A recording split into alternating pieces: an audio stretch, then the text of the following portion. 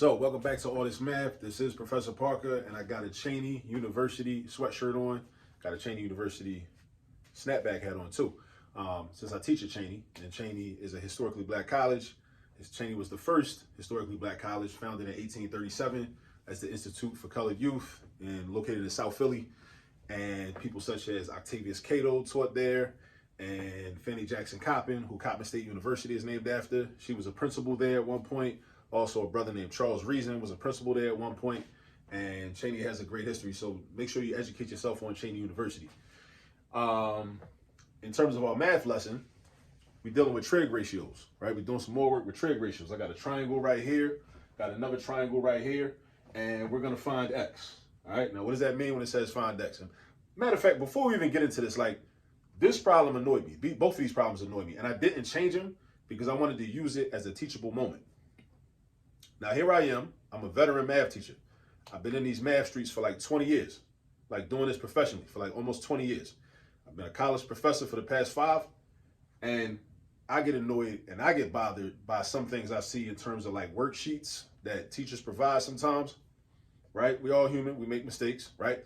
But I just want you to understand, if you're a parent watching this, or if you're a student watching this, just know that sometimes it's not you. Sometimes it is you, but sometimes it's not you. Sometimes the problem is a little weird. For example, why would you say to find x and then give somebody a triangle that's got 2 different x's in it? Why would you do that? I'm just saying, why would you do that? Now, what probably happened was somebody probably pulled this off the internet, and the person that originally printed it, the person that originally put it together, it might have been 10 years ago, 20 years ago, 30 years ago, or whatever. They just didn't proofread, didn't revise, whatever, who knows? But I want you to pay attention to things like that, because it can be confusing. So here it is, you got WVX are the vertices or the angles of the triangle. And then you also are using the variable x to represent the length of this side of the triangle. That can be confusing, right? Now, usually what they might do to try to rectify this is make this x lowercase. I kind of make it look like an uppercase x. That's kind of, just the way I write x's sometimes. But I just want you to understand that, and also they did the same thing with this one, because you got XYZ, that's the triangle, that's the vertices of the triangle, right? But then they ask you to find x, who does that? You know what I'm saying? So just don't get too frustrated, but just make sure that you understand the difference, right? Because what a child might do is look at this and be like, well, I don't know how to find this angle. How am I supposed to figure this? Or actually, no, they might know how to find the angle. And then they can just use the triangle sum theorem to find the angle right there, because all 3 angles got to add up to 180 anyway. So 90 plus 34 is 124. And then they just subtract 124 from 180. So that's 56. So they can say, well, x equals 56 degrees. Not realizing that what they were actually asking for was the length of this side of the triangle, because that's also x. Same thing here. They could just figure out the measure of this angle, right? But I happen to know, just from having had so much experience with geometry and trigonometry, that they want you to find this, which is the length, right? Which is the length. All right, so now that we got that out the way, just be careful out here.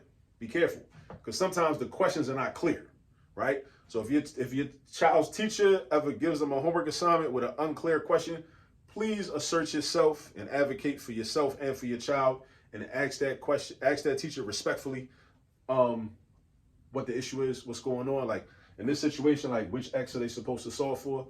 Are they supposed to solve for the length of the side of the triangle, the hypotenuse, or are they supposed to be figuring out the measure of this angle right here? All right, because it's a valid question. All right, so look. So we want to find x. So we're looking for this right here, looking for this. So I got a right triangle. How do I know it's a right triangle? Because of this box right here. This box tells me I got a 90-degree angle, right? I got a 90-degree angle because of that box right there. Then I got a 72-degree angle, and I got a missing angle. But I don't need to know what this angle is. I could figure it out, but I don't need it. I only need one angle, and plus I know this is a right triangle, so I can use one of the trig ratios. Plus that's a giveaway because that's written up on the board clear as day, trig ratios.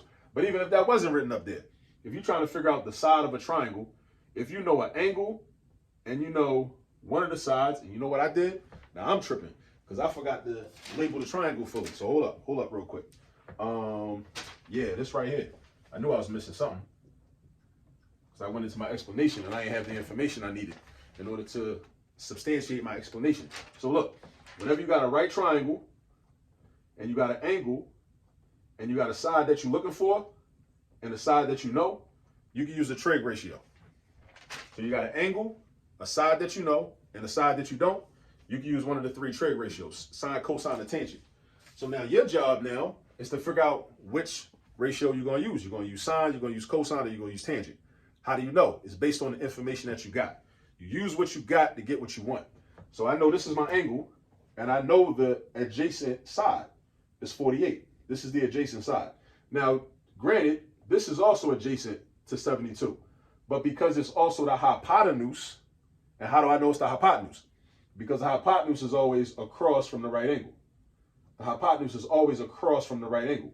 So the hypotenuse can't be at the adjacent side. Write that down in your notes. The hypotenuse can never be the adjacent side. So don't let that confuse you. So this is the adjacent side to this angle. If we was dealing with this angle, then this will be the adjacent side.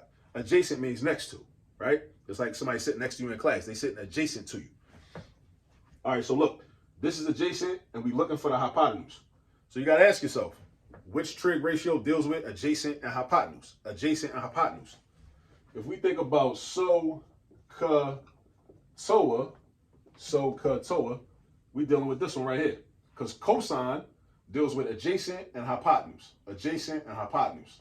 We know the adjacent side, we're looking for the hypotenuse. We don't know the opposite side. We don't know this, so we can't use that. We don't know the opposite side again, so we can't use that, right? So that narrows it down. So we're using cosine. All right, so now set up your equation. The equation will look like this. Cosine of 72 is equal to the adjacent side, which is 48, divided by the hypotenuse, which we don't know. So we call that x. Now, a little math trick. If you ever have a proportional equation, and that just means you got a value equal to a fraction, or a fraction equal to a fraction, and you have a variable in your denominator. Variable in your denominator. Again, variable in your denominator. Not in the numerator, but in the denominator, you can just switch these two. You can switch these two. It's a shortcut. You can do it the long way if you want to, but you're going to end up with this right here. You're going to end up with x equals 48 over the cosine of 72 anyway. You're going to end up with that anyway. So I'm putting you onto the shortcut. All right? But don't mix it up, though. Don't get a problem when you got x in the numerator and then try to do that trick, because that's going to give you the wrong answer. It is. All right, so now we just got to do 48 divided by the cosine of 72. Now, the cosine of 72 is a ratio. It's a decimal or a fraction, right? Now, what is cosine? Cosine represents the fraction that is equal to the adjacent side compared to that angle, 72, and the hypotenuse of the triangle. That's what cosine is. So in case you wonder, like, what is cosine? That's what it is. Tangent is equal to a fraction that represents the opposite side of the angle divided by the adjacent side to the angle. That's what tangent is. Sine represents a fraction that's equal to the opposite side from the angle over top of or divided by the hypotenuse of the whole triangle. All right? So we're about to do this. Now, I don't have my calculator with me right now, my hand, as you can see, but I did the work on paper already. So let's just do this. So x equals 48 divided by, now you put that in the calculator, cosine of 72. Cosine of 72 is going to give you a long decimal, but you round trig ratios off to 4 decimal places. At least that's how I was taught back in the day.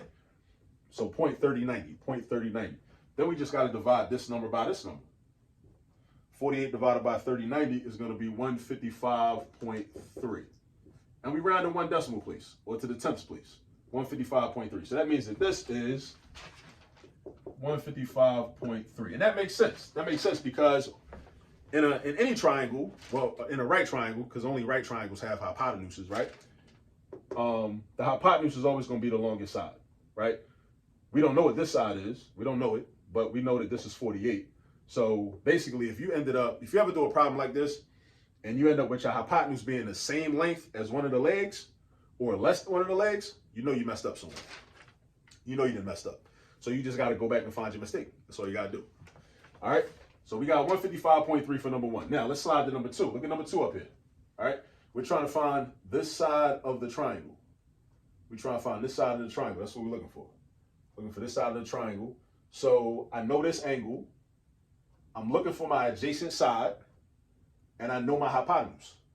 So I need a ratio that's going to deal with the adjacent and the hypotenuse. Adjacent and hypotenuse. Cosine for the win again. We still dealing with cosine. All right. So now we're going to set up our equation.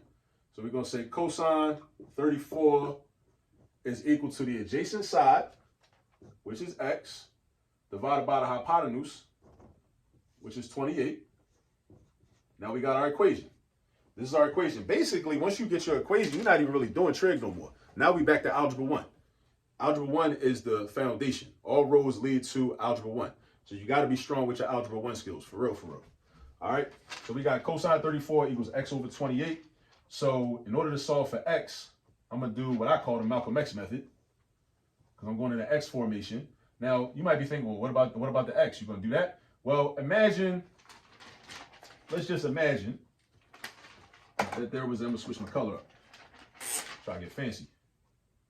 Imagine there was an invisible 1 under there, just to make it look like a fraction, right? Just to make it look like a fraction, even though it don't have to be a fraction. But if it looks like a fraction now we can cross multiply with this. So you see the x, that's why I call it Malcolm X method.